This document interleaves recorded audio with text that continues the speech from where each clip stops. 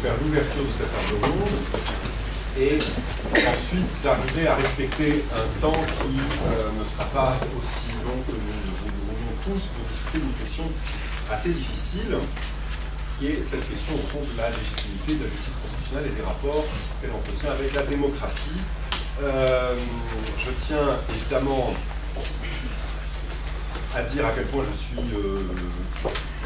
d'abord heureux d'être là, mais très ému compte tenu de l'absence de Guy Carcassonne, qui devait être des nôtres. Et nous allons tenter de faire sans lui aussi bien que possible. Dans la deuxième partie du premier volume de la démocratie en Amérique, Tocqueville s'intéresse aux effets de l'omnipotence de la majorité aux États-Unis, et le passage connu pose une question que je continue à trouver stupéfiante. Je regarde comme un pied détestable cette maxime qu'en matière de gouvernement, la majorité d'un peuple a le droit de tout faire, et pourtant je place dans les volontés de la majorité l'origine de tous les pouvoirs. Suis-je en contradiction avec moi-même? Stupéfiante car il me semble qu'avant Tocqueville, et Tocqueville avant Alexander Bickel, peu ont ramassé en si peu de mots la question fondamentale qui nous occupe ce matin.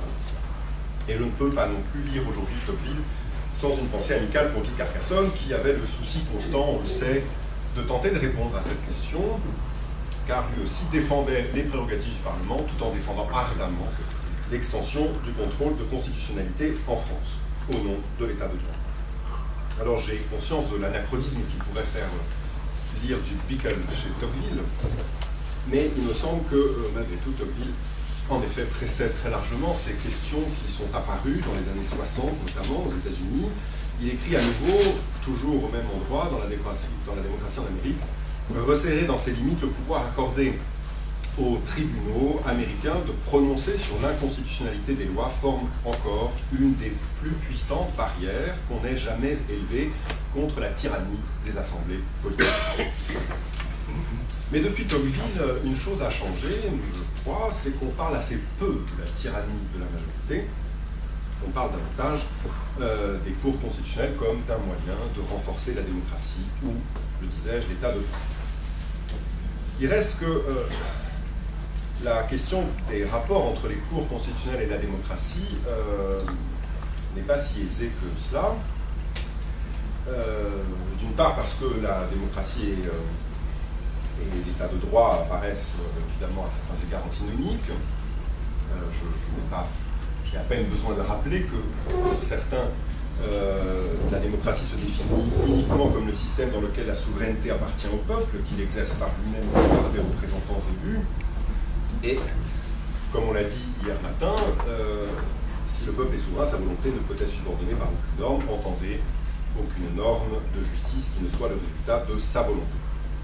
Soit encore, parce qu'on définit l'état de droit comme le système dans lequel toute l'action de l'État est déterminée par le droit, et qu'on considère que ce droit n'est pas seulement fait de procédures relativement neutres, mais bien d'un ensemble de principes de justice et de normes substantielles qu'on peut citer évidemment Karel Malberg dont il était question tout à l'heure, un État qui dans ses rapports avec ses sujets et pour la garantie de leur statut individuel se soumet lui-même à un régime de droit, et cela en tant qu'il enchaîne son action sur eux par des règles dont les unes déterminent les droits réservés aux citoyens, dont les autres fixent par avance les voies et moyens qui pourront être employés en vue de réaliser des buts étatiques, deux sortes de règles qui ont pour effet commun de limiter la puissance de l'État en la subordonnant à l'ordre juridique qu'elle consacre.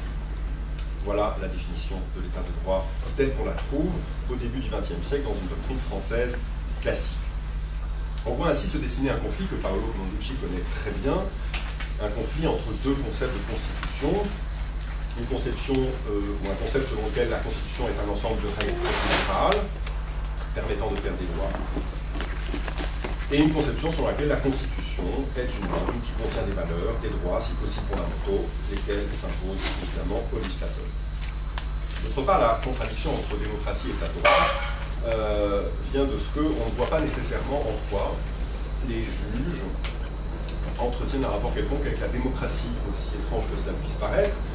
Si l'on a une conception hyper classique, et si le disciple du juge après tout, ce juge qui est censé être un mécanisme, appliquer des lois à des faits, des règles générales à des faits particuliers, dans ce cas, ce juge n'a aucun effet sur le régime politique, que ce soit une démocratie, une monarchie ou n'importe quelle autre forme de gouvernement. Mais bien sûr, cette thèse est difficile à concilier avec un contrôle quelconque de constitutionnalité, dans la mesure où, dans ce contrôle, il y a des règles trop générales et pas de fait. Il y a une autre conception moderne du jugement qui voudrait que le juge soit justement aille au-delà de ce mécanisme, ne soit pas seulement cet instrument au service de la loi. Les juges sont, dans ce cas-là, chargés d'appliquer à la fois la loi et la justice, explique-t-on, et quand ils hésitent sur leur accord, eh bien, ils cherchent un accommodement en s'inspirant de l'esprit de la loi et des principes qui dominent les dispositions particulières. Cette thèse est évidemment beaucoup plus favorable à un contrôle de constitutionnalité, mais dire cela, c'est aussitôt admettre que la démocratie n'est plus qu'un système, n'est plus seulement un système politique formel, mais bien évidemment tend vers la consécration de valeurs. Par ailleurs, on peut douter qu'une telle conception de la fonction de juger soit compatible avec un régime politique autoritaire ou totalitaire, mais méfions-nous également de ce que les idées, disons, les bonnes idées ou les bonnes intentions se cachent parfois là où on ne pense pas qu'elles soient. Enfin, il existe une ultime conception de la fonction de juger, et ces distinctions sont évidemment très grossières. Une distinction selon laquelle, eh bien, juger ne consiste absolument pas en l'application d'une loi ou d'une règle générale à un fait particulier, mais en une prise de décision que l'on va justifier par une règle générale, quitte à fabriquer cette règle générale pour justifier cette décision. Mais là encore, la description est susceptible de valoir pour, au fond, n'importe quel régime politique, et pas spécialement la démocratie. Nous sommes donc devant une difficulté, la difficulté contre-majoritaire, qui est aujourd'hui en quelque sorte renouvelée par le risque de la juristocratie.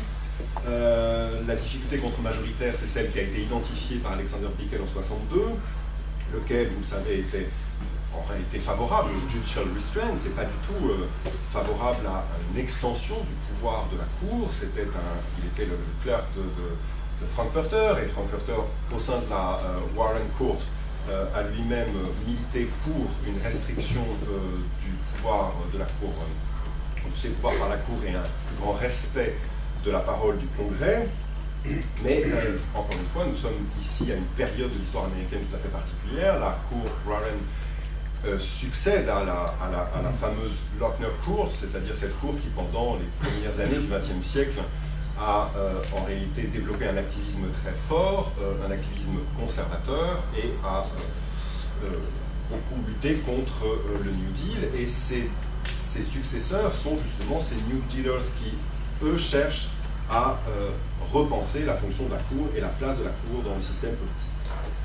À cet égard, et vous me contredirez si je me trompe, mais j'ai cru comprendre que l'expression de judicial review a été en réalité répandue dans la littérature américaine assez tardivement, et Whittington, dans un article de 2005, attribue cette expression aux articles de Corwin en 1910 et 1911, des articles qui s'appellent The Establishment of Judicial Review, en deux parties à la Michigan Law Review, et je n'ai pas pu vérifier cette affirmation.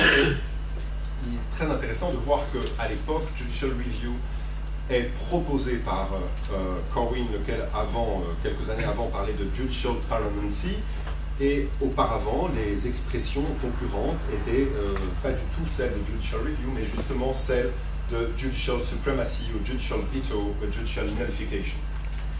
Et donc, on est ici au cœur du problème, à savoir comment même qualifier l'action d'une cour lorsque elle annule, invalide, contredit, interprète une règle. Le risque, disais-je aujourd'hui, et qui est souligné par Brian Hirschel notamment dans son livre de 2004 sur la juristocracy, c'est celui du renversement, d'une sorte de passage radical. Après le gouvernement représentatif et l'avènement de la justice constitutionnelle, on serait face à une situation assez grave, une situation de juristocratie, identifiée au terme de certaines évolutions constitutionnelles au Canada, en Israël, en Nouvelle-Zélande et en Afrique du Sud, qui, d'après Hirschel, conduisent, par la constitutionnalisation de droit, l'adoption de nouvelles lois fondamentales, conduisent en réalité à la création, à la constitution, par des élites politiques dominantes, mais aussi par des puissants opérateurs économiques et des leaders judiciaires, comme ils les appellent, un triumvirat d'acteurs qui renforcent leur pouvoir à l'aide de réformes constitutionnelles et qui sont soutenues par des cours constitutionnels. Nous en venons donc au problème que je voudrais poser dans les quelques minutes qui me restent, celui de la légitimité des décisions politiques, et on peut distinguer ici 4 positions, de radicales, de modérées. Une première position radicale sera la position dite substantialiste.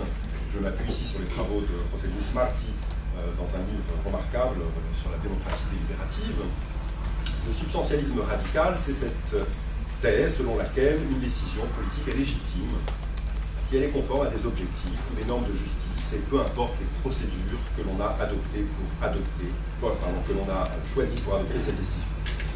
Le problème que pose cette thèse, c'est qu'il n'y a au fond aucune raison de respecter une décision si elle ne s'accorde pas avec nos croyances et si on admet que tout le monde diverge sur la conception du bien et du juste.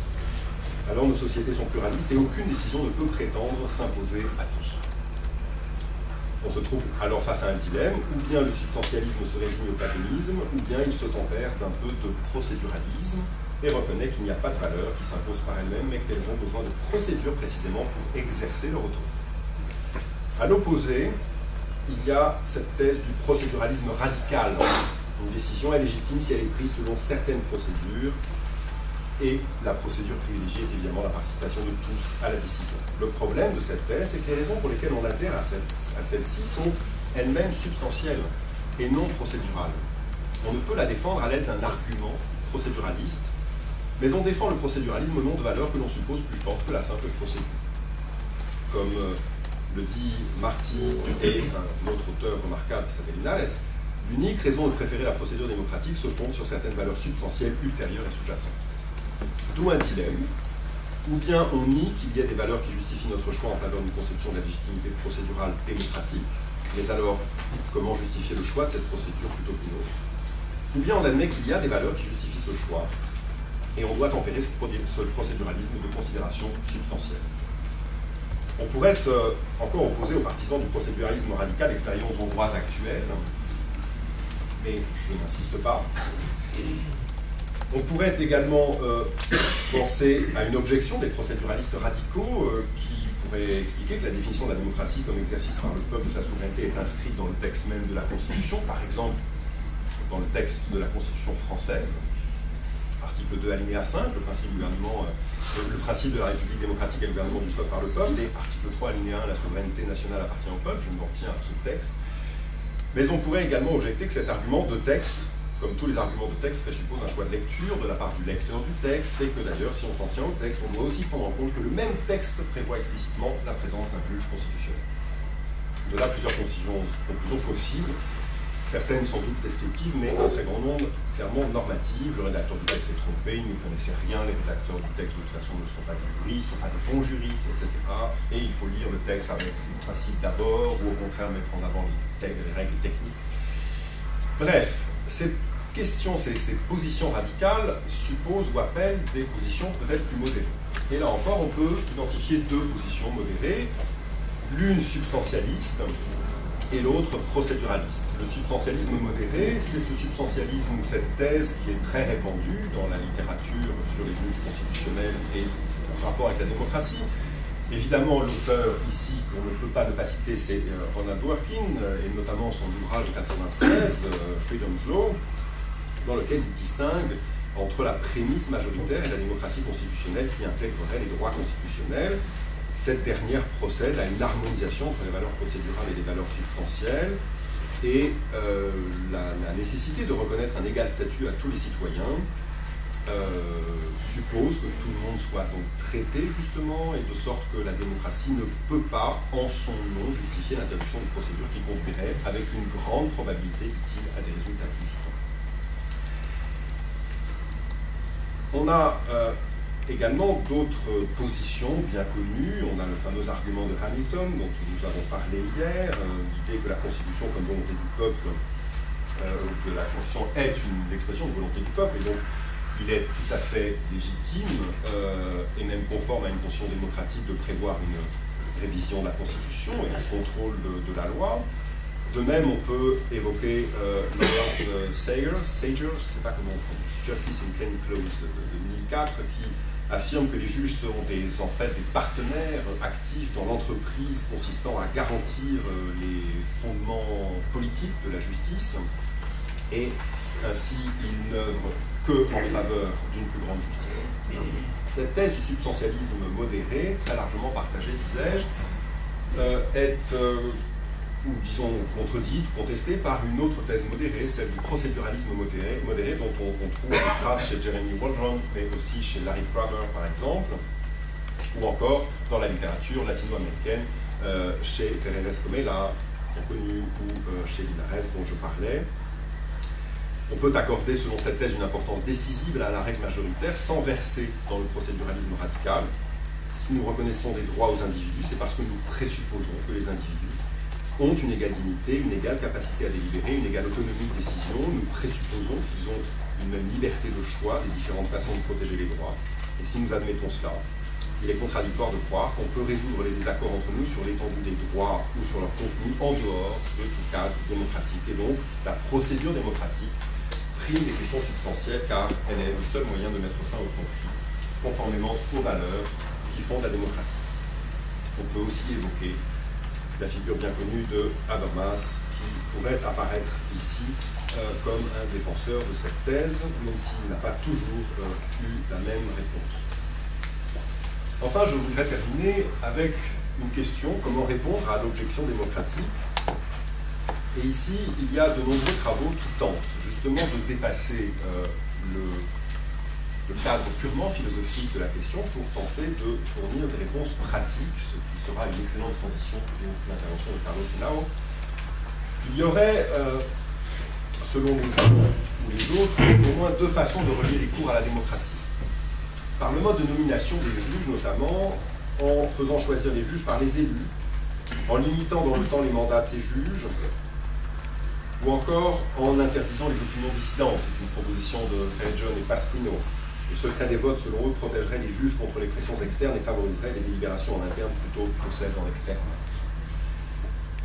Ou bien, il y aurait encore une autre voie possible, qui serait d'explorer justement les mécanismes dont disposent les institutions politiques pour répondre aux interprétations des juges avec lesquelles elles sont en désaccord. Et on peut imaginer plusieurs façons de répondre. Une réponse soft, en quelque sorte, selon laquelle le législatif peut adopter une seconde loi qui contredit l'interprétation de la Cour et ainsi provoquer une nouvelle discussion. Cela peut se faire après avoir attendu un peu, afin que les positions aient pu évoluer. C'est une position à laquelle Ferreres Comela adhère beaucoup. Et une position forte, la révision constitutionnelle. On retrouve une théorie ici bien connue. Dès lors qu'on cesse de faire appel à on cesse de faire de la Constitution un droit naturel, on peut la changer, et si on peut la changer, alors on peut très bien admettre de la faire contrôler par des juges. C'est une thèse en effet défendue. Enfin, il y a, je terminerai par cela, une proposition pour établir des formes de dialogue, si tant est qu'il y ait dialogue possible, mais le premier, évidemment, consiste à retirer aux juges un pouvoir d'annuler la loi, mais seulement de l'interpréter ou de donner leur interprétation du texte, et donc conclure ou non qu'il y aurait un risque d'inconstitutionnalité, mais sans pour autant leur conférer le pouvoir d'annuler cette loi.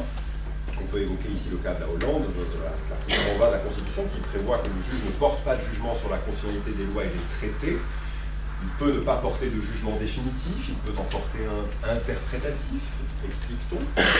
Et puis il y a les différents modèles de consultation qui ont été mis en œuvre en Bolivie, en Colombie, au Chili, en Équateur, au Pérou, au Costa Rica, au Guatemala, où là encore, si le texte retourne au Parlement après consultation de la Cour, et même si l'avis de la Cour est un avis conforme, le Parlement ne peut malgré tout pas avoir le dernier mot, et c'est les limites de ces tentatives de dialogue que l'on introduit. Toutes sont défendable du point de vue de la démocratie ou du contrôle de la personnalité, mais tout achoppe sur la question majeure, et que je vais donc maintenant mettre dans les mains de Carlos Henao. Comment, si l'on est un procéduraliste modéré, comment faire en sorte que le Parlement conserve le dernier mot en étant un tant soit peu lié par l'avis de la Cour, et comment, si l'on est un substantialiste modéré, position très difficile à tenir évidemment, car elle suppose tout un engagement axiologique qu'il faut ensuite parvenir à maintenir. Comment faire quand on est un substantialiste modéré, disais-je, comment faire pour que la Cour ait certes le dernier mot, mais en ayant pris en compte les éventuelles oppositions du Parlement.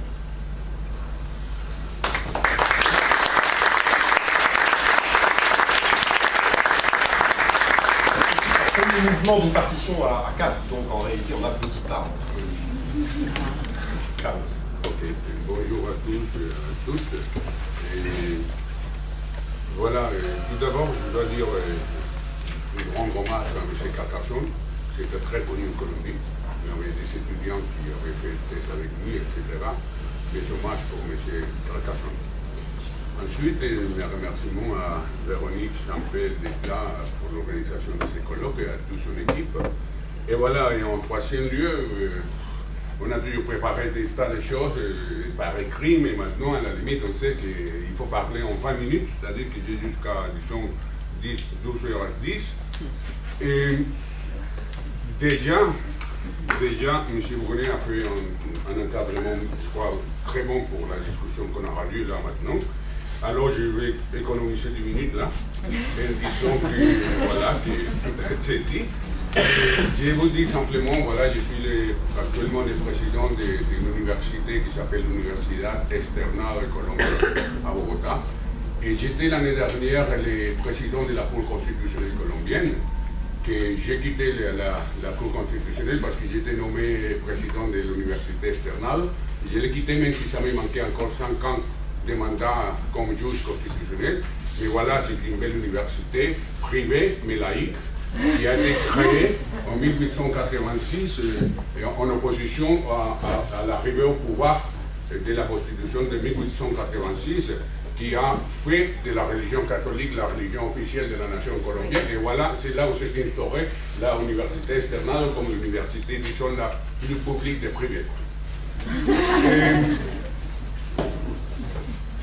J'avais envisagé, ouais, est-ce qu'étant nos jours les juges, la bouche de la loi, alors j'économise toute cette réflexion-là parce qu'on va revenir plus tard. Je voudrais tout simplement vous dire, il me semble que la Colombie, je dis parce que je sais qu'il y a beaucoup de doctorants ici, la Colombie c'est l'un des pays les plus intéressants pour traiter les sujets. C'est clair. Et c'est clair parce qu'il y a, on appelle l'Afrique du Sud, oui, on dit aussi la Roumanie, on parle aussi parfois des langues, oui, mais je vous dis un écrit, après si quelqu'un avait besoin de ça, qui a été écrit à Harvard International Law Journal, et qui dit que, voilà, en comparaison avec la Roumanie et l'Afrique du Sud, finalement la Colombie c'est le pays où la Cour constitutionnelle a le plus de pouvoir. Ok? Et il me semble que ça peut être certain. C'est le point de discussion. Alors pour avancer dans le sujet, je vais d'abord vous présenter en hyper résumé, oui, les traits de contrôle de constitutionnalité en Colombie. Et avant, je vous invite, on a fait un colloque il y a 2 ans dans lequel il y a une discussion super qui peut se regarder sur le site internet de la Cour constitutionnelle colombienne, qui a commencé par exemple avec les débats Robert Alexis et Elster, oui, sur la légitimité ou pas d'une Cour constitutionnelle. Le débat a été magnifique. Magnifique, je veux dire. Et il était Touchenet aussi, Sayer. Il y avait beaucoup de gens qui étaient en bord Dominique Rousseau de la France, et Debray de la France, etc. Je vous invite à regarder, voilà. En tout cas, c'est le président de votre conseil constitutionnel. Mais je vous invite à regarder le site internet aux étudiants qui sont intéressés. On peut les regarder. Ok, Colombie, système de contrôle de constitutionnalité. Première chose à dire. Il y a une action publique de constitutionnalité depuis 1910, plus que centenaire. Je ne sais pas quelques jours maintenant, vous êtes en discussion de si oui, sinon, on l'a depuis 1910. Qu'est-ce que cela signifie? Cela signifie que tout citoyen peut contester devant la Cour constitutionnelle toute loi. Toute loi. Et je dois vous assurer d'emblée que normalement les 80% des lois les plus importantes sont toujours dénoncées devant la Cour constitutionnelle. Par exemple, une loi normale, c'est-à-dire une loi du Parlement, mais pas seulement les lois déjà promulguées, aussi des actes qui modifient la Constitution. Et on revient au sujet qu'on a parlé là tout à l'heure. Les référendums, oui, c'est aussi sous le contrôle de la Cour constitutionnelle. Les consultations populaires, les plébiscites, les décrets d'état de siège, voilà, d'état d'exception. Ça, c'est un contrôle sur la requête d'un citoyen. Le citoyen va devant la Cour, même si ce n'est pas écrit. Et les côtés formalistes, on ne fait pas attention, c'est-à-dire il peut signer avec les doigts, peu importe. Mais on a aussi les contrôles automatiques. C'est-à-dire, déjà, on a les contrôles qui est à la suite de la requête des citoyens. Mais on a aussi un contrôle automatique donné par la Constitution elle-même, évidemment, que c'est sur les points les plus importants des normes juridiques en Colombie. Par exemple, les projets de loi statutaires, j'ai dit, c'est-à-dire les lois fondamentales à la citoyenneté qui réglementent des thèmes transversaux comme des droits fondamentaux, le fonctionnement de l'administration judiciaire. Ça doit en tout cas aller en contrôle automatique de constitutionnalité. Les décrets, les traités internationaux, ce qui est important. Avant la signature du président, ça va aussi devant la Cour constitutionnelle. En dehors du contrôle abstrait, je vous dis à toute vitesse, voilà, en dehors du contrôle abstrait, il y a aussi un rôle très important de la Cour constitutionnelle, que c'est ce qu'on appelle le recours de tutela, ça s'appelle en Colombie, qu'en Espagne s'appelle un peu le recours d'amparo, oui, d'amparo, voilà, oui, que dans ce sens, la Cour constitutionnelle, c'est la cour de fermeture d'interprétation des droits constitutionnels fondamentaux. Et je vous dis, à peu près il y a 30 000 litiges de tutela par mois en Colombie. Oui. Évidemment, la Cour choisit parmi les 30 000 une centaine à peu près par mois, qui est répartie entre les 9 magistrats pour asseoir la jurisprudence qui unifie toutes les interprétations dans le pays. À ce bref schéma que je viens de présenter, je dois donner quelques précisions techniques. Je sais que je suis dans un public plutôt philosophie du droit, théorie du droit, mais quand même le côté technique constitutionnel est hyper important. Et première chose, les effets des décisions de cour sont normalement, sont toujours erga omnes. Ça veut dire que c'est pour tous les pays, pour tout le monde, les effets. Et il y a, la Cour a un pouvoir de modulation dans les temps, oui, dans les temps, pour ça, mais normalement c'est vers l'avenir, mais parfois la Cour prend la décision de dire c'est rétroactif. Dans quel cas on l'a fait? On l'a fait dans des cas où, par exemple, on se rend compte que les législateurs jouent autant de contrôle de constitutionnalité pour faire produire les effets à la loi, et après, comme la loi s'est déclarée inconstitutionnelle, dit c'est pas grave parce que déjà les effets de la loi ont été passés. Alors, vous voyez, alors là, la Cour constitutionnelle, attention, monsieur le législateur, par exemple, je me souviens très bien des conciliations qui ont été autorisées par une loi, des conciliations, mais vraiment avec des noms précis, quoi. C'était quelque chose absolument inconstitutionnel, mais le Parlement joue un peu au délai de 8 mois à peu près qui dure l'étude de constitutionnalité, et dans ces cas-là, c'est très exceptionnel, mais ça arrive, la Cour dit, on revient en arrière, on annule dès le début de la promulgation de la loi.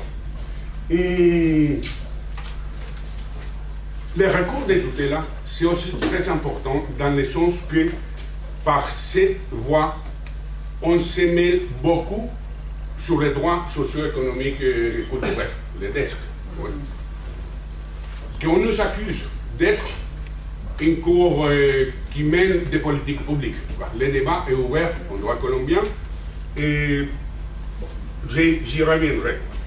Et la Cour constitutionnelle utilise dans des cas massifs de violations systématiques des droits de l'homme ce qu'on appelle la déclaration d'état d'inconstitutionnalité, l'état d'inconstitutionnalité, dans lequel la Cour considère qu'il y a une violation énorme des droits fondamentaux, par exemple dans les prisons, oui, c'est un cas typique, et qui commence à prendre, alors grâce à cet état inconstitutionnels des effets inter pares, c'est-à-dire qui utilisent la décision pour dire toutes les personnes qui sont en prison, même s'ils ne sont pas requérants devant la Cour constitutionnelle, auront l'effet de la chose jugée.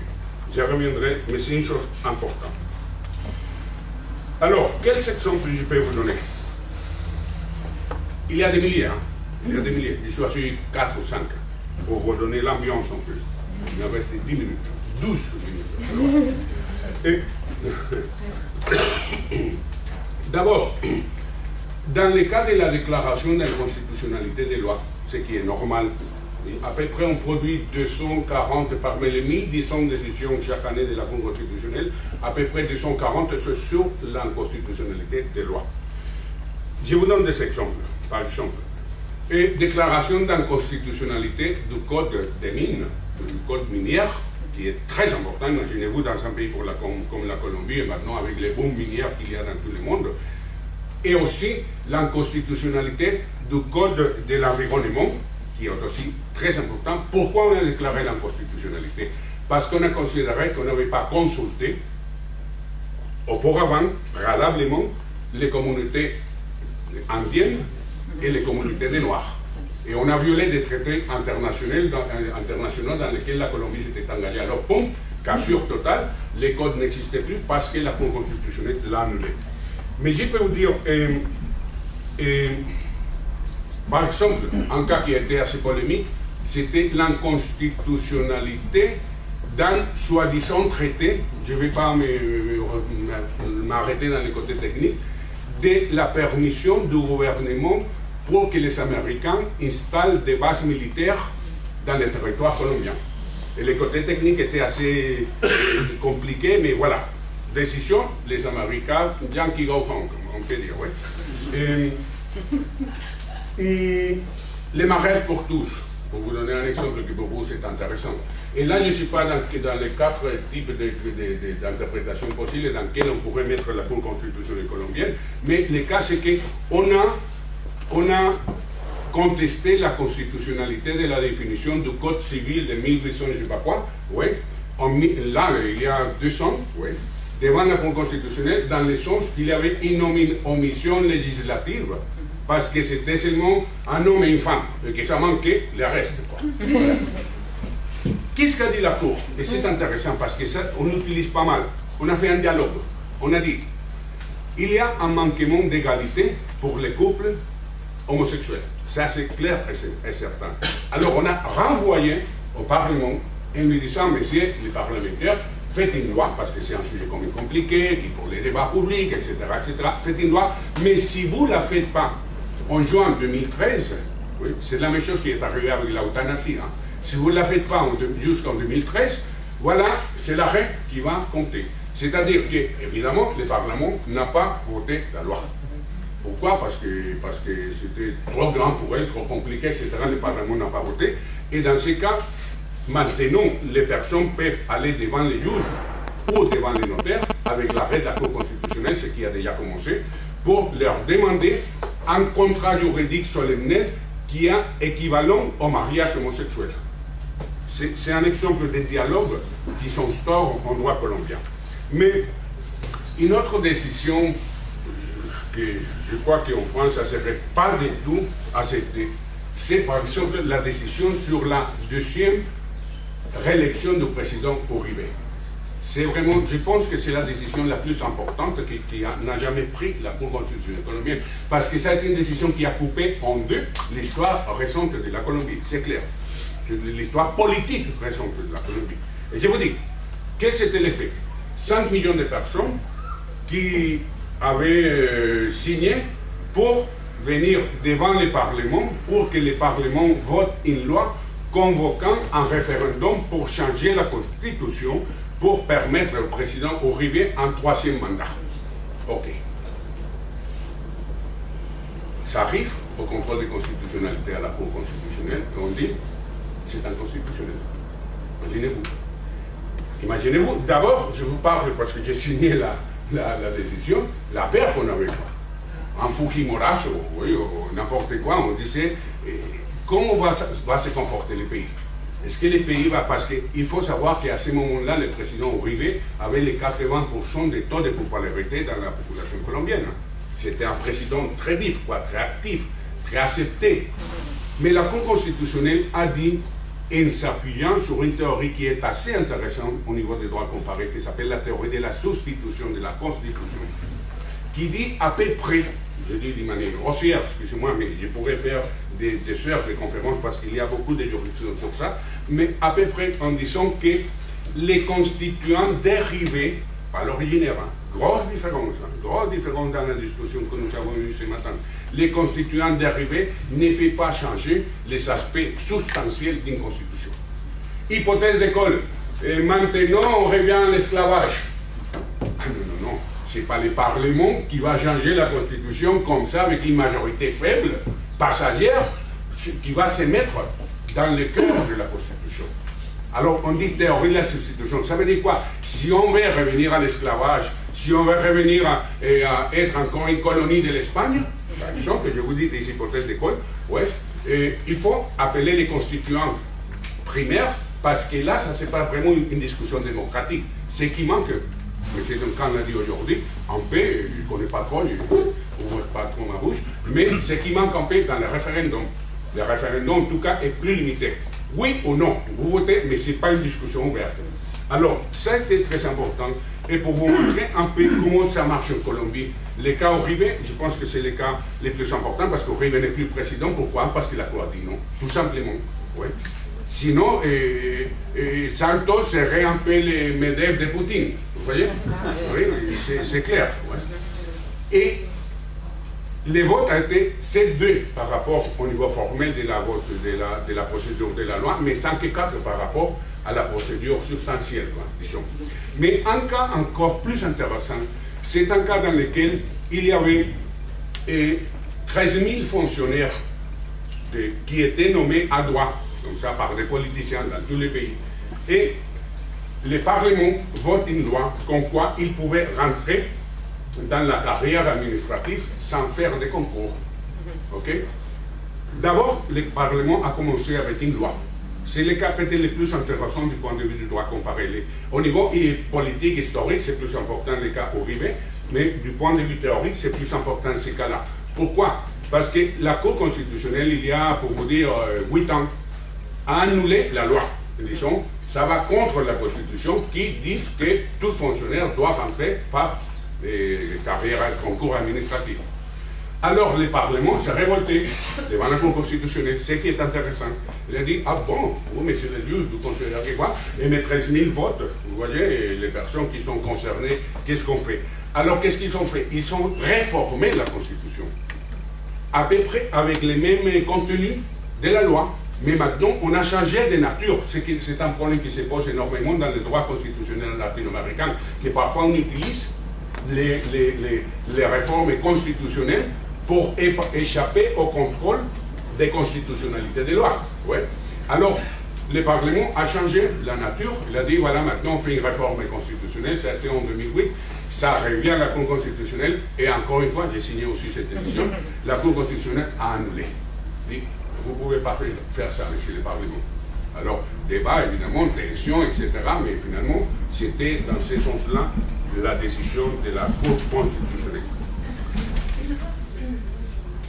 D'un côté symbolique, pas symbolique, mais d'un côté très important, le recours de tutelle dont je vous parlais, les faits intercommunistes et l'état des choses inconstitutionnelles, je dois vous dire, maintenant c'est la Cour constitutionnelle qui gère la protection des droits des 5 millions de personnes qui sont déplacées par la violence en Colombie. C'est la décision T025 de 2004, je crois, oui, que est-ce que c'est dessiner la politique publique ou pas? Grosse question, il faudrait regarder.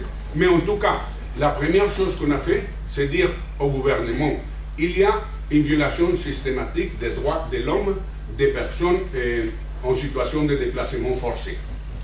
Deuxième chose, vous n'avez pas fait grand-chose. Troisième chose, il faut que vous faites quelque chose. Ouais. C'est-à-dire, il faut que vous décidez. Ce n'est pas la Cour qui a dessiné la politique publique, mais qui a ordonné au gouvernement de le faire. Alors, le gouvernement est rentré dans le jeu, ouais, il a commencé à développer des politiques publiques. Et la Cour constitutionnelle a commencé encore plus de détails, c'est un cas vraiment intéressant, à étudier droit par droit, par exemple le droit des logements, le droit des femmes, mères de famille, mères, droit à l'éducation, etc., pour voir quel était l'état d'avancement de la protection de chacun des droits des 5 millions de personnes. Ces cas étaient aussi repris dans le cas de la santé publique, qui est un autre énorme, vous savez, les problèmes budgétaires qui existent là-bas, etc. C'est-à-dire qu'il y a d'exemples que je ne pourrais pas m'arrêter là, mais ça me reste 3 minutes. Et je vous dis une chose qui c'est impressionnant. Je suis sûr que vous verrez jamais ça, et c'est le problème des dialogues entre les pouvoirs. Écoutez, on a, et c'est la différence avec l'Afrique du Sud et la Roumanie, parce que l'Afrique du Sud, ils peuvent faire à peu près le même nombre de décisions. Mais en Colombie, c'est pas seulement ça. C'est que les juges appellent, la Cour constitutionnelle appelle l'État, le gouvernement, devant elle, pour que le gouvernement vienne dans des séances publiques avec des associations, des ONG, des victimes des personnes déplacées, etc., devant la Cour constitutionnelle. Comment ça s'est passé? Nous, on était 3 juges. Voilà, là, il y avait, imaginez-vous, 4 ministres d'État, hein, mais pas n'importe quel ministre, le ministre du Trésor public, le ministre de l'Éducation, le ministre du Logement, toute la journée devant la Cour constitutionnelle. Monsieur le ministre, qu'est-ce que vous avez fait par rapport à ta? Oui, monsieur le juge, on a fait. Vous voyez, c'est intéressant parce que même au niveau symbolique, je crois que le fait de voir dans l'image, dans les médias, parce que ça passe à la télé, ça passe partout, c'est intéressant. Je sais que c'est une anecdote, mais comme c'est une anecdote qui est chargée d'une belle logique. Alors, j'avais pour la deuxième partie tous les problèmes. Ok, c'est comme ça la Colombie. Bien, mal, mauvais, méchant, super, on verra bien. Oui. C'est comme ça la Colombie. Est-ce qu'il faut suivre les schémas ou pas? C'est le débat. C'est le débat. Mais d'abord, je peux vous dire que de loin, la Colombie est l'un des pays, peut-être les pays, où il y a un contrôle de constitutionnalité le plus poussé dans le monde entier. Oui. Évidemment, on s'appuie sur les pouvoirs contre-majoritaires d'une Cour constitutionnelle. C'est-à-dire que, et c'est ça qu'il disait hier M. Troupert, si j'ai bien compris, M. Troupert, je m'excuse, que soit on considère que le peuple est illimité, soit on considère qu'il est limité. Nous, on considère qu'il est limité. Et qu'il est limité, et ce qui est important, il faut revenir là à la distinction entre constituants, pas seulement pouvoir législatif, parce qu'évidemment, là, c'est limité, c'est clair et net. Pouvoir dérivé, c'est limité, moins limité, mais c'est encore limité. La grande discussion, c'est le pouvoir originaire. Est-ce que le pouvoir originaire, il peut avoir une convocation, une assemblée nationale constituante pour dire qu'on va revenir encore une fois pour être une colonie espagnole? Voilà, grosse question. Mais je pense que le contrôle de constitutionnalité devient un précieux utile pour limiter les peuples et la démocratie représentative. Et je sais que je dis des choses délicates, hein? Parce que vous savez bien que le néoconstitutionnalisme est né précisément de l'abus de majorie en Allemagne. C'est clair, 33 millions de personnes qui sont comme ça, Hitler, et oui, c'était clair. Et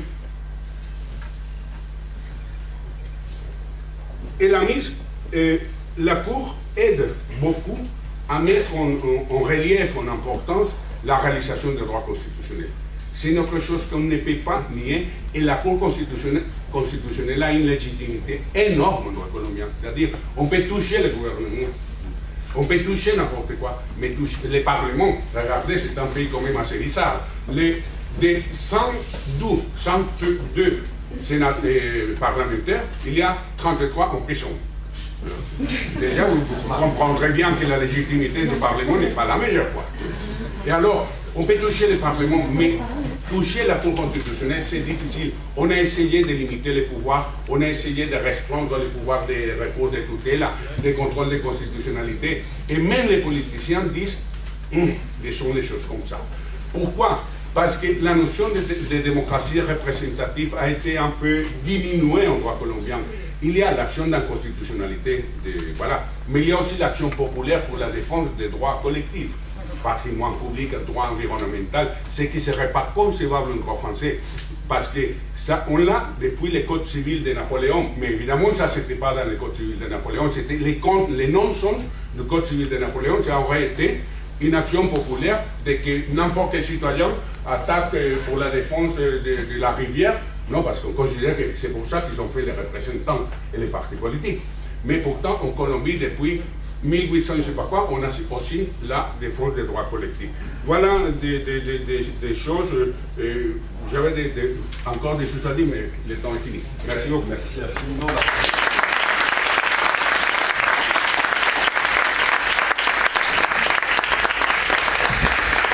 Je ne doute pas que nous tournerons vers la Colombie lorsque nous aurons aussi nos parlementaires en prison. Merci. Merci à Véronique pour l'invitation, les autres organisateurs pour nous donner la possibilité de retourner à Nanterre depuis beaucoup de temps. Depuis des arbres sont très hauts. Bon, merci à Pierre pour l'introduction parce que je peux me situer dans ton cas. Je voudrais exposer les raisons d'un type spécifique de néoconstitutionnalisme, le néoconstitutionnalisme idéologique, des raisons qu'il présente en faveur du contrôle de constitutionnalité, de la supériorité de la Constitution sur la loi, en tant que moyen pour garantir les droits fondamentaux. Ensuite, je montrerai les raisons contraires au contrôle de constitutionnalité et la supériorité de la Constitution sur la loi, présentées par un certain type de positivisme juridique, de positivisme idéologique.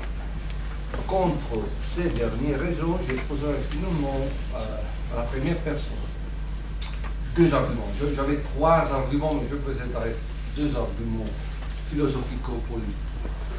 Bon, je ne dis rien sur le néoconstitutionnalisme, c'est une étiquette pour définir un groupe de théories, de méthodologies, d'idéologies post-positivistes en général. Et donc, je me limite à dire quelque chose sur l'idéologie néoconstitutionnaliste qui tend à se distinguer partiellement de l'idéologie constitutionnaliste historique, puisqu'il relègue au second plan l'objectif de la limitation des pouvoirs étatiques, qui était en revanche absolument central dans le constitutionnalisme du XVIIIe et du XIXe siècle, tandis qu'il met au premier plan l'objectif de la garantie des droits fondamentaux. Ce changement d'accent est facilement explicable en raison du fait que le pouvoir de l'État dans les ordres juridiques contemporains n'est plus considéré avec peur ou soupçon par l'idéologie néoconstitutionnaliste qui se caractérise du fait pour son appui au modèle qu'on pourrait appeler l'État constitutionnel et démocratique du droit. Le néoconstitutionnalisme idéologique ne se limite donc pas à décrire les résultats du processus de constitutionnalisation du droit, qui Colombie, je crois, rejoint le point maxime, mais il l'évalue positivement et en propose la défense et l'élargissement. Donc c'est une position normative. En particulier, il souligne l'importance des mécanismes institutionnels de défense des droits fondamentaux. On pourrait parler, en adaptant la terminologie de Bernard Manet, du néoconstitutionnalisme de contre-pouvoir. Mais plus encore, il souligne l'exigence que l'activité du législateur et du judiciaire soit essentiellement dévolue à la concrétisation, l'actualisation, la garantie des droits fondamentaux prévus dans la Constitution. Et donc, nous pourrions parler à ce sujet du néoconstitutionnalisme des règles. L'idéologie néoconstitutionnelle soutient en particulier les modèles d'État constitutionnel du droit et donc la supériorité de la Constitution sur la loi et le contrôle de constitutionnalité de la loi. Les raisons philosophico-politiques en faveur de cette position sont bien connues, sont très variées. On peut rapidement mentionner parmi d'autres au moins trois arguments. Le premier argument, c'est un argument prudentiel, fondé sur les soi-disant rationalité lisse dans l'Odyssée, quand il voulait écouter le séduisant chant des sirènes, mais en même temps éviter le terrible péril que ce chant magique entraînait, la stratégie d'Ulysse consista à se faire lier par ses matelots au mât du bateau. De cette façon, on peut l'appeler comme ça, Ulysse 1, lie les mains à Ulysse 2. En outre, Ulysse 1 commande à ses matelots de ne pas obéir à Ulysse 2, quand il ordonnera qu'il le libère pour pouvoir rejoindre les sirènes et par conséquent mourir avec tout l'équipage dans l'inévitable naufrage qui en seguira. Bon, cette stratégie consiste dans l'adoption de techniques de liens, de contraintes, qui d'un côté empêchent les dangers produits par notre faiblesse face aux passions, et de l'autre côté nous permettent d'atteindre certains objectifs futurs pourvus de valeurs publiques. De la même manière, selon l'argument constitutionnaliste, dans les périodes constituant, le peuple lierait ses mains pour éviter de se nuire, c'est-à-dire de perdre au moins partiellement ses droits fondamentaux à travers tous les votes d'une majorité contingente.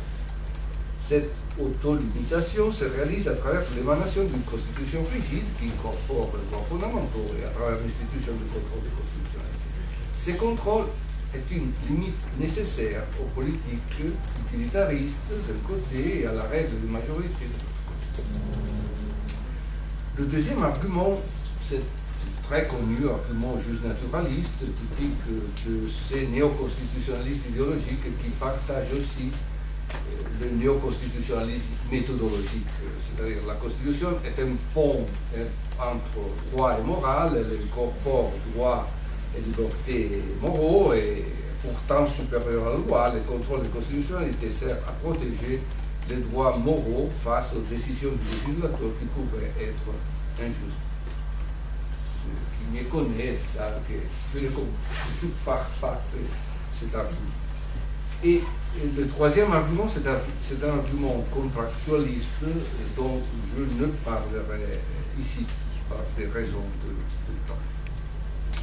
Bon, au néoconstitutionnalisme idéologique s'oppose, je crois, le juste positivisme idéologique, si on l'entend spécifiquement dans sa version stricto sensu.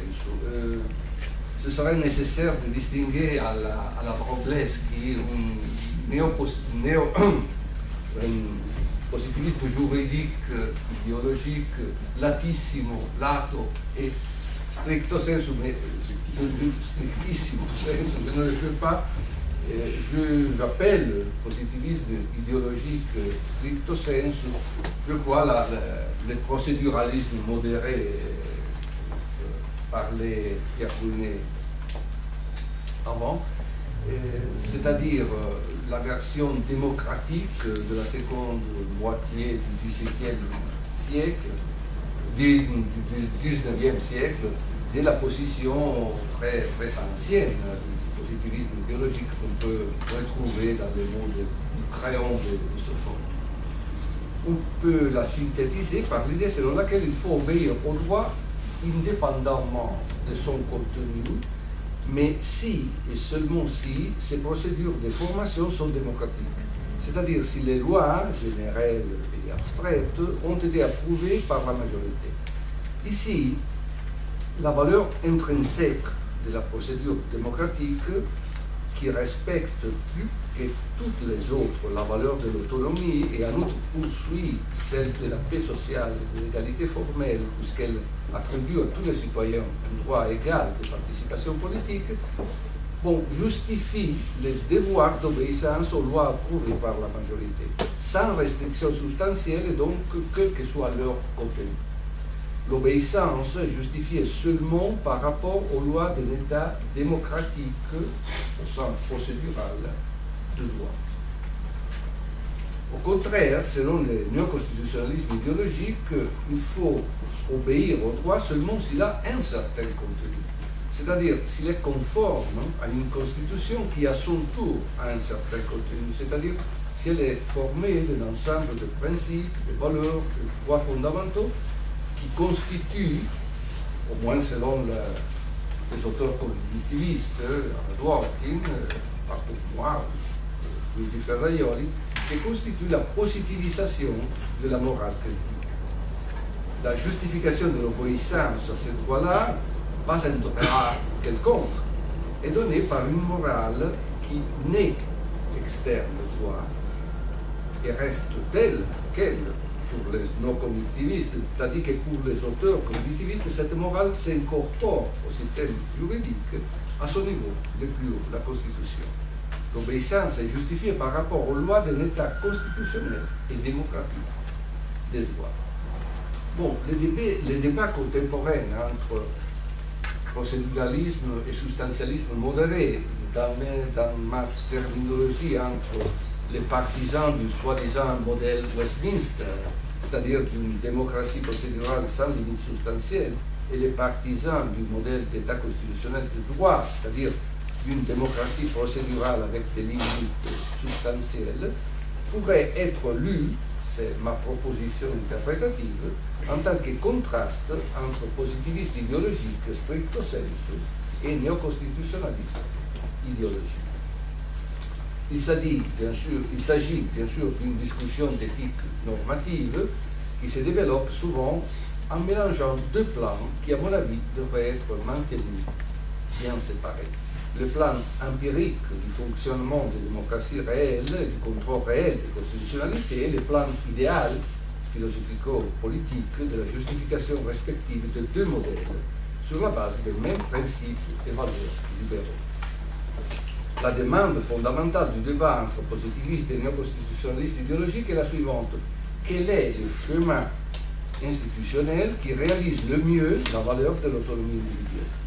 C'est le modèle Westminster ou le modèle d'État constitutionnel du droit? Autrement dit, lequel entre ces deux chemins institutionnels est-il le mieux justifié par la même valeur fondamentale du libéralisme, c'est-à-dire l'autonomie individuelle? Le modèle Westminster est ou bien un type de démocratie procédurale pure ou bien un type de démocratie mixte qui unit des éléments procéduraux et substantiels avec une prévalence de premier en cas de conflit. Les partisans de ces modèles, contre les conceptions mixtes de la démocratie qui donnent une prévalence en cas de conflit aux éléments substantiels, affirment que la règle de majorité est contraire à la supériorité de la Constitution et au contrôle des constitutions. Et pourtant, pour eux, ce n'est pas plausible l'idée même sur laquelle se fonde le modèle d'État constitutionnel de droit. C'est-à-dire qu'il est possible de maintenir unie d'une façon harmonique la règle de majorité en tant qu'instrument pour prendre des décisions collectives et une défense des droits fondamentaux réalisée à travers leur incorporation dans une constitution rigide garantie par la juridiction. La règle de majorité serait contradictoire avec la supériorité de la Constitution, puisque l'existence de procédures plus difficiles pour changer la Constitution face à des procédures construites pour changer la loi détermine qu'une minorité peut repousser un changement de la Constitution voulu pour la majorité. La règle de majorité serait contradictoire avec le contrôle de constitutionnalité des lois, vu que ce dernier équivaut à donner les derniers mots sur ce que la majorité peut décider ou non à une minorité très petite, par exemple le juge constitutionnel. La démocratie mixte, qui pose des limites de contenu aux procédures démocratiques, violerait donc le principe d'égalité, entendu comme poids d'égale participation politique des citoyens. Les arguments de Jeremy Ward, je crois le principal exponent maintenant de cette position, sont fondamentalement trois. Je le résume très rapidement. Le premier argument, les règles ultimes pour prendre des décisions collectives ont toutes une nature procédurale et sont toutes faillibles. Les partisans du modèle de l'État constitutionnel de droit se trompent quand ils pensent qu'il est possible d'avoir des restrictions substantielles aux procédures pour prendre des décisions collectives. Toutes les restrictions sont procédurales et les procédures peuvent donner quelconque résultat aussi dans la phase constituante que dans la phase constituante. Le deuxième argument, toutes les procédures ont une valeur intrinsèque selon comment on décide et une valeur instrumentale selon quoi on décide, c'est-à-dire selon le résultat de la décision. La règle des majorités a une plus grande valeur intrinsèque que toutes les autres règles pour prendre une décision collective parce qu'elle respecte l'égalité parmi les personnes et pourtant la valeur suprême de l'autonomie individuelle.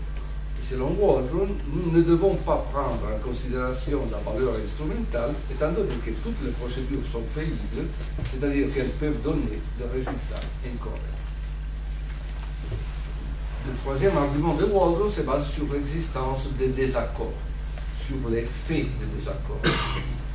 Étant donné que les diversités d'intérêts religieux, de conceptions politiques, etc., dans les sociétés contemporaines sont profondes, les désaccords relatifs ne sont pas résolubles, ce n'est même pas possible de rejoindre un accord unanime sur la précise définition du contenu des droits fondamentaux.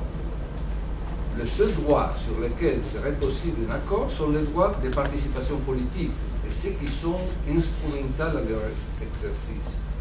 Une fois réalisé tel accord, ce sera la majorité, et non pas un ensemble antidémocratique de juges, qui prendra la décision sur la définition du contenu des autres droits fondamentaux. Waldron donc critique les théories de la justice à la Rawls qui, en prétendant qu'on puisse rejoindre un accord raisonnable sur une conception partagée de la justice, affirme que toutes les questions distributives et la définition du contenu de tous les droits peuvent être soustraites aux procédures démocratiques et incorporées dans des constitutions rigides protégées par le contrôle de constitutionnalité de la loi. En cela, les théories de la justice négligeraient les faits des désaccords et en plus, en faisant prévaloir une conception de la justice sur toutes les autres, elles violeraient l'égal respect et considération dû à toutes les personnes si on veut protéger la valeur de l'autonomie individuelle. Bon, face à ces trois arguments de Waldron, je présente deux réponses. Il y en a une autre, plus philosophico-politique, basée sur l'argument contractualiste que j'ai laissé d'un côté. La première réponse, suivant la proposition de Waldron, nous nous retrouvons face à une alternative. Ou bien la démocratie est une procédure self-defeating, une institution suicide, selon la formule d'Ernesto Garçon Valdés, et pourtant on pourrait décider démocratiquement d'adopter une constitution rigide avec un contrôle robuste de constitutionnalité, et cette décision serait parfaitement légitime. Ou bien, l'autre alternative, la démocratie n'est pas une procédure self-defeating, c'est-à-dire que tout peut être décidé démocratiquement sauf l'abandon de la démocratie, même afin de choisir une autre méthode pour prendre des décisions collectives. Dans cette alternative, pour garantir la démocratie, il faudrait nécessairement protéger les droits de participation politique et les droits qui constituent les conditions de légitimité de la démocratie. Ces derniers, comme Waldron même affirme, sont la liberté d'expression, au moins la liberté d'expression et d'association. Donc, comment peut-on protéger ces droits en considérant que pour les faire, il faudrait poser des limites de contenu que les décisions collectives devraient respecter? Il me semble que nous pouvons envisager deux cas. Le premier est celui d'une société idéale ou idéalisée, dans laquelle la protection de ce droit pourrait être assurée par le législateur même. Mais en tel cas, pourquoi faudrait-il garantir seulement ces droits, participation politique, expression, association, et non pas d'autres également importants, la vie, la propriété, la liberté de conscience, etc. Le deuxième cas est celui d'une société réelle, dans laquelle la protection de ces droits, à mon avis, ne pourrait pas être assurée par le législateur, c'est-à-dire par la même institution dont les décisions devraient être limitées par rapport à ses contenus, puisqu'un contrôle pareil ne serait pas efficace. En effet, dans la réalité, il y a des désaccords et la majorité pourrait imposer sa volonté ne tenant pas en compte le droit de la minorité. Il serait donc nécessaire d'avoir des procédures anti-majoritaires, des garanties de loi typiques du libéralisme de contre-pouvoir, checks and balances, contrôle robuste de constitutionnalité, etc. Par conséquent, il n'y a pas, selon moi, une différence considérable entre les conditions préliminaires de la procédure démocratique, du droit politique, et les autres droits fondamentaux, au contraire de ce que Waldron affirmait. Il faut que tout soit protégé par des procédures antimajoritaires. En effet, du point de vue de leur implémentation, de leur garantie, les conditions préliminaires ne sont pas dans les sociétés réelles autre chose que des contraintes sur le contenu des décisions démocratiques, imposées et déterminées par d'autres et surtout par les juges constitutionnels. Ce seraient eux, dans les sociétés réelles, ceux qui établissent en quelque mesure les limites au contenu des décisions majoritaires, agrandissant ou restreignant ces limites selon leur interprétation de demande de justice incorporée dans la Constitution. Le dernier argument. Je pense qu'il faut comparer cohéremment la valeur de la démocratie procédurale et la valeur de procédure de l'État constitutionnel de droit, ou bien dans la réalité, ou bien à l'intérieur d'un modèle normatif, en assumant dans ce dernier cas un point de vue philosophico-politique. L'argumentation de Waldron, par contre, se déplace parfois dans du plan réel au plan idéal et à l'inverse. Le plan réel est celui où les désaccords prévalent, tandis que le plan idéal est celui où les accords prévalent. Dans le plan réel, le seul accord stable se réalise par l'obéissance généralisée au droit. Dans le plan idéal, les désaccords existent, mais ils ne sont pas déterminants. On peut penser chez Rawls à la société pluraliste, aux différentes théories compréhensives, visions rivalisent entre elles, ou bien chez Waldron, au désaccord sur l'interprétation des conditions préliminaires, le droit, etc. Le plan réel est celui de l'explication. Il y a des désaccords profonds dans nos sociétés, ce qu'affirmait déjà Kelsen avant Waldron, qui dépendent de conflits d'intérêts idéologiques, religieux, de coutumes culturelles, etc. Le droit n'est pas nécessairement la démocratie, est un instrument de résolution autoritative des désaccords.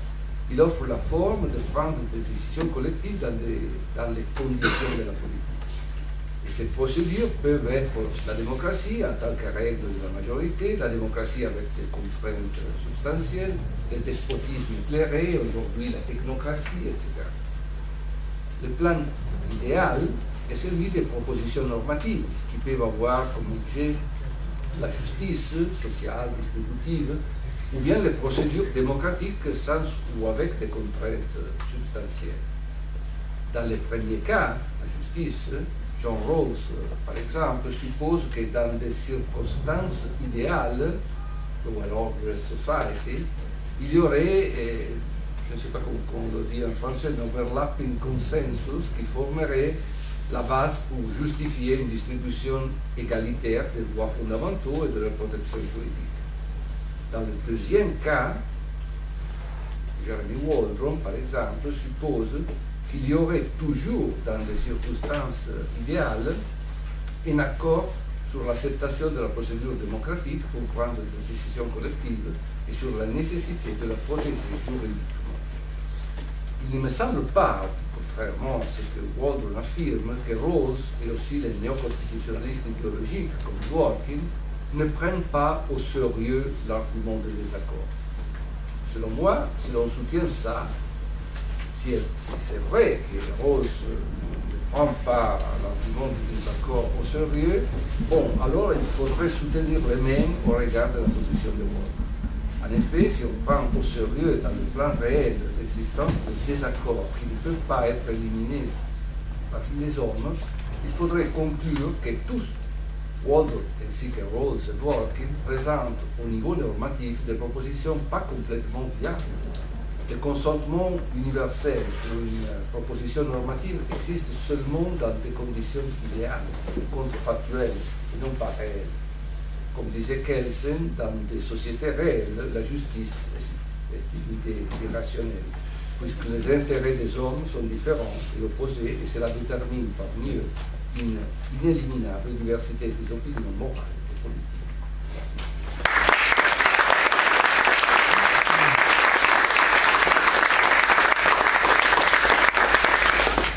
Et je donne donc la parole à Éric Pillard.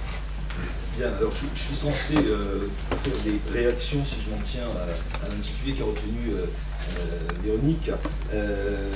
On a très peu de temps, donc je peux réagir de deux manières. Je peux réagir à ce qui a été dit avec quelques idées générales, pas trop développées, que je développe à l'écrit, où je peux essayer de donner davantage d'arguments, et là, ça sera un autre sens de réaction, parce que je crains d'avoir une position qui puisse apparaître par rapport à certaines choses qui ont été dites, et à ce qui est un peu dans l'air du temps autour de la théorie de l'état de droit, de la démocratie, le substantiel, etc., comme définitivement réactionnaire. Donc, je vais simplement me contenter de réagir de deux points de vue. La première chose, c'est que il me semble que c'est une question qui peut être vue à des tas de niveaux, mais que vraisemblablement la question définitivement importante est celle de la question de la cohérence entre des doctrines, des philosophies politiques et des conséquences pratiques de cette cohérence. C'est-à-dire, est-il possible d'avoir une cohérence pratique de ces doctrines, ou alors qu'est-ce que produit la recherche de cette cohérence, davantage qu'un travail analytique qui consisterait à faire ce que font finalement les constitutionnalistes et les tenants de la démocratie substantielle depuis très longtemps, c'est-à-dire changer le sens des mots, expliquer que de toute façon les mots n'ont aucun sens et parler de tout à fait autre chose. Alors le problème pratique, moi tel que je le vois, c'est d'arriver à déterminer comment nous pourrions trouver le moyen de réaliser la conciliation entre deux idées auxquelles je crois. La première, c'est que j'aime bien quand on me demande mon avis. J'aime bien pouvoir décider. Je sais que la condition pour pouvoir le faire, c'est aussi d'accepter un certain nombre de choses, comme le non-cognitivisme éthique, par exemple, c'est-à-dire que je n'ai pas nécessairement raison et que les autres peuvent avoir aussi le droit de s'exprimer, etc. Enfin, tout ce qui permet d'organiser, sans rentrer plus loin dans ce que pourrait être la démocratie, simplement l'idée qu'il y a quelques valeurs de base que nous pouvons accepter. On n'a pas besoin d'avoir quelque chose d'ontologiquement beaucoup plus fort. L'égalité entre les individus quand il s'agit de prendre des décisions qu'on appellera politiques, c'est-à-dire ce qui est indécidable, et l'autonomie d'individus. Alors je sais aussi que ça commande derrière, malgré tout, quelques droits et libertés fondamentales. On ne pourra pas parler véritablement d'autonomie si on n'a pas un certain nombre de libertés, comme la liberté d'expression, le débat, etc. Tout ça est bien connu. Mais si nous acceptons ça, ça veut dire que nous acceptons par exemple que la majorité contre nous puisse décider de porter atteinte à ce que nous considérons comme des libertés fondamentales. Alors on a une deuxième théorie. Et la deuxième théorie, qui est beaucoup plus substantielle, qui va être celle de l'état de droit, des droits fondamentaux, nous affirme que finalement, ce que nous appelons démocratie, ou ce qui est important dans le projet politique, c'est que certaines valeurs soient intouchables, ou en tous les cas qu'elles encadrent le fonctionnement du jeu démocratique. Et comment va-t-on réaliser l'équilibre entre ces deux choses, puisque la démocratie peut porter atteinte à ces valeurs, mais que d'un autre côté, le fait de dire que ces valeurs prévalent font qu'on ne peut peut-être plus réellement parler d'un choix, de l'autonomie individuelle, de la décision politique. Il me semble que c'est ça qui est intéressant, et pas au niveau des théories, mais simplement en pratique. Et en pratique avec, dans le néoconstitutionnalisme et dans ce qu'on a vu, la convocation de la figure du juge. Finalement, c'est le juge qui va être l'élément clé pour essayer d'arriver à la cohérence de cette question. Je suis tout à fait séduit et tout à fait d'accord avec ce qu'a dit Carlos Sena. À tel point que j'imagine que si j'étais un citoyen colombien et que les questions dont il a traité, j'avais eu à les décider dans un débat démocratique, je pense que dans tous les cas, j'aurais défendu la position qu'a défendue la Cour constitutionnelle. Je me pose juste une question. Si au lieu d'avoir 5 Carlos Senao à la Cour constitutionnelle, nous avons 5 personnes en faveur d'Uribe, où sont nos garanties? Ça, du point de vue pratique, il me paraît que c'est la question essentielle. Juste un détail, mais c'est pour titiller Carlos, parce qu'il n'en a pas parlé. 30 000 demandes, c'est ça, tous les mois, de tutelle. Même si on en sélectionne 100, ça commande un certain nombre de choses, notamment dans la réponse. Je me trompe peut-être, donc il me corrigera, mais il y a une technique de réponse de la Cour constitutionnelle colombienne qui, moi, me fait beaucoup réfléchir. C'est la technique du communiqué de presse. C'est-à-dire le fait que, avec ce niveau de saisie, avec la volonté de pouvoir implémenter rapidement la protection des droits fondamentaux, la réponse est celle qui produit des effets juridiques, est rendue finalement sous forme de communiqué de presse. parfois, enfin pas toujours, mais souvent. C'est-à-dire qu'on dit ce qu'il faut faire, mais on ne donne pas nécessairement tout de suite les raisons juridiques pour lesquelles la Cour pense qu'il faudrait faire ça. Et toujours mon cauchemar, et si j'avais 5 personnes qui avaient été nommées par ouvrier, ils seraient même plus obligés de donner des raisons en fonctionnant comme ça. Alors, à quoi ça me fait penser ça? Ça me fait penser finalement à la reformulation, en quelque sorte, de ce qu'envisageait déjà Hart. Hart disait, d'un côté nous avons le noble rêve, de l'autre côté nous avons le mauvais cauchemar. Le noble rêve, totalement impossible à atteindre, parce que Hart avait quand même un petit peu de réalisme au sens juridique, serait que le juge ne décide jamais, soit simplement la bouche de la loi de la Constitution, que nous puissions connaître tous les sens clairs et qu'il n'y ait aucun problème juridique. Ça, Hart n'y croyait pas, mais en face, il y avait le mauvais cauchemar que proposaient les réalistes. Le mauvais cauchemar que proposaient les réalistes, c'est que les juges ont du pouvoir et qu'ils exercent ce pouvoir-là. Moi, j'ai l'impression que tout le débat que nous avons à l'heure actuelle, c'est la reconstruction du mauvais cauchemar comme un noble rêve. C'est-à-dire qu'on nous dit, et ça n'étonnera pas les réalistes ou les non-terroirs, on nous dit, ah ben oui, les juges ont du pouvoir. Ne vous étonnez pas, ils ont du pouvoir, ils ne sont pas la bouche de la loi. Mais ce n'est pas un cauchemar. Ce n'est pas un cauchemar parce qu'ils sont guidés par la raison, ils sont guidés par la justice, ils sont guidés par les valeurs morales, et donc, ils agissent pour protéger la démocratie. Je crois que, c'est pour ça que je parle de réaction, je crois qu'il vaut mieux garder peut-être à l'image l'idée du cauchemar, c'est-à-dire à l'image l'idée que si ça marche bien, et en Colombie, je pense que ça a été fortement positif, et dans d'autres systèmes, je pense que ça a été fortement positif, c'est purement contingent. C'est dans un contexte politique donné, avec une composition de la Cour donnée, avec en face des pouvoirs exécutifs, législatifs, qui ont une configuration donnée. Et ce qui m'inquiète dans la théorie du néoconstitutionnalisme, c'est qu'on veut partir de cette contingence pour élaborer une philosophie politique qui serait un modèle, et dont je pense que si elle est traitée comme un modèle, elle serait purement et simplement catastrophique, et pour la démocratie, et pour les grands fondements. Et puis je vais m'en tenir. Merci.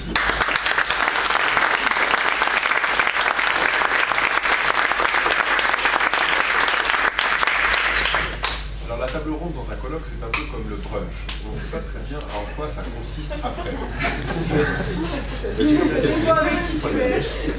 Doit-on donner la parole à la salle? Doit-on nous donner la parole à nous pour ensuite discuter devant vous? La parole, c'est bon parce qu'on peut aller jusqu'à au moins 25 minutes. Bon, alors donc vous allez bruncher avec nous et donc la parole est à la salle. Si vous voulez bien la prendre. Mais à moins que... Ah, Jérémy. Une question pour M. Nao et une autre pour M. Komanduchi. En fait, très simplement sur la Colombie, la Cour constitutionnelle, qu'on appelle la Cour d'or, que Conselho, je crois, il y a eu différentes doctrines développées sur la théorie de l'interprétation du juge constitutionnel, utilisant en règle générale, en cas de conflit entre principes constitutionnels, la méthode de la pondération. Justement, j'aurais voulu avoir votre avis sur cette doctrine donc, du néoconstitutionnalisme, d'où le lien avec l'intervention de Paolo Komanduchi également, d'avoir par exemple quelqu'un comme Carlos Bernal Guido qui a théorisé et la pondération et l'optimisation, le thème de l'optimisation des principes constitutionnels. Est-ce que cette doctrine néoconstitutionnaliste développée en Colombie vous intéresse à la Cour constitutionnelle? Et la question que j'avais à formuler à Paolo Komanduchi reprend les mêmes termes, mais de façon plus théorique, à propos du néoconstitutionnalisme idéologique. Est-ce que dans cette version mise en évidence du néoconstitutionnalisme idéologique rentre aussi tout le thème de l'interprétation constitutionnelle qu'on va considérer comme étant adéquatrice, c'est-à-dire adaptée, qui adapte les lois aux normes, aux dispositions constitutionnelles et pour essayer véritablement de modeler, grâce à la Constitution, une nouvelle démocratie, d'ailleurs, vous l'avez mis en évidence comme étant la démocratie, l'impératif de démocratie guidée par la justice, démocratie sur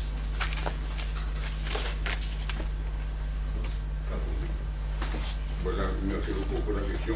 Et je vous dis, oui, en effet, la théorie de la pondération, on dit comme ça en espagnol, théorie de la pondération, est très utilisée en droit colombien. Mais ce n'est pas colombien, hein, la théorie, ça vient vraiment du droit allemand, quoi. Mais disons que c'est très utilisé dans beaucoup de cas qui supposent des conflits entre divers droits pour arriver à la constitutionnalité ou non-constitutionnalité des lois. Alors, on a tout un test qui est appliqué chaque fois qu'on utilise cette théorie. Je vous donne tout simplement un exemple récent. L'acceptio veritatis, vous savez, le problème de la injurie et calomnie. Oui. J'ai dit, vous êtes un voleur, et si vous êtes un voleur, vous n'avez rien à dire, vous devez vous taire. Oui. Alors, cela veut dire que l'acceptio veritatis a deux exceptions. Et je vous donne cet exemple parce que c'était hyper intéressant et très difficile à résoudre. L'exception à l'acceptio veritatis depuis les droits romains, c'est par exemple les aspects sexuels des personnes. Là, même si on dit la vérité, on ne peut pas y toucher, quoi. Ok, disons que voilà, c'est un problème de culture, c'est normal, disons. Freudien dans notre culture. Hein. Et il y avait une autre exception que c'était la chose jugée, qui avait dit qu'une personne était innocente. Alors, les conflits étaient hyper compliqués, parce que d'un côté, c'était les conflits entre les droits, la liberté d'expression, dont on parlait hier, M. Bon, la liberté d'expression dans les sous-titres des libertés d'information et la sécurité juridique. Que valeur faire prévaloir? C'est là où on applique le principe de pondération. En gros, on a déclaré inconstitutionnel l'exception parce qu'on a donné une relevance extrême, disons, à la liberté d'information. Et on a appliqué la théorie de la pondération.